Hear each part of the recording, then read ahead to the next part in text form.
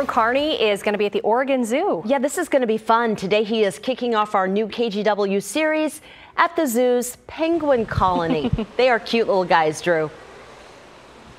Hanging out right in the middle of the penguin colony this morning. We've actually had some great looks. We were in the kitchen a moment ago having the penguin party. We saw the penguins painting earlier. In fact, before we make that move, Steve, I'm actually holding one of the paintings created by the penguins here this morning. More on how you can get your hands on one of these paintings momentarily. We also have Gwen Harris. She is the senior bird keeper here at the Oregon Zoo.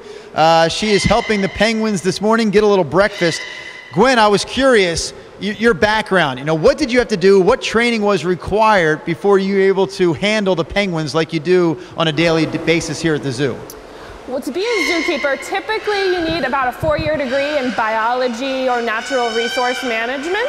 And I got my bachelor's from University of Kansas, go Jayhawks. And you got to do a couple of internships and get some experience working with this wildlife in captivity so you have an idea of what's going on. Rod Hill, our meteorologist in the morning, is a Missouri Tiger. Uh-oh. Yeah, we may have an issue now. The Jayhawks and the Tigers.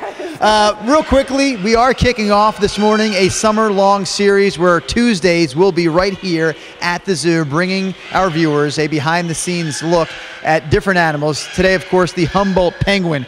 We talked earlier, Gwen, about the fact that these guys aren't always found in the coldest regions of the world like we would think they'd be found. Where are these guys native to? These Humboldt penguins are native to Chile and Peru, so South America. In fact, most of the penguin species, about 17 different kinds of species, are found in warmer climates, not on Antarctica.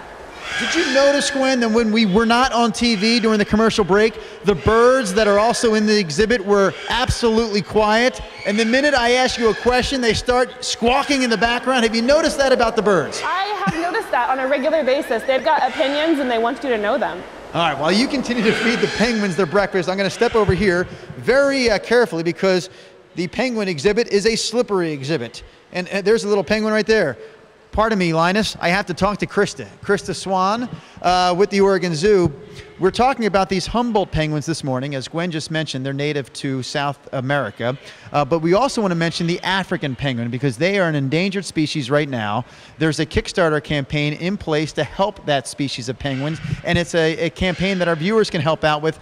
Tell me about the campaign again, please. Sure. So the reason this habitat is slippery is because of the poop, and they build their nest in this poop. It's called guano, and years of guano piles up, and the penguins burrow in and make nests to raise their young.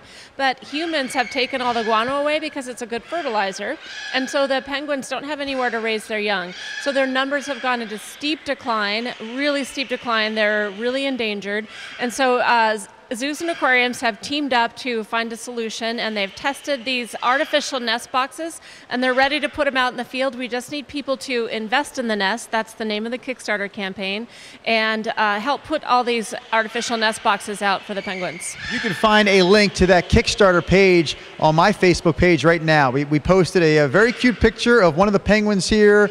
You go there, Drew-Carney, KGW TV, you'll see not only the picture, but also a link to that Kickstarter page to help the African penguins. And there are some incentives to give. Yeah, so these paintings are exclusive to the Kickstarter campaign. There's a bunch, and you can choose from different levels. But also, just the fact that you and I are here in this exhibit is a pretty special thing for me, and I think for you too. And while other people won't be able to actually come out here where we are, you can actually come to the penguinarium and meet the penguins, and in some cases even watch them do paintings, or even help with the painting. So people can select that reward, or at other zoos and aquariums they can choose those rewards as well. It's really great.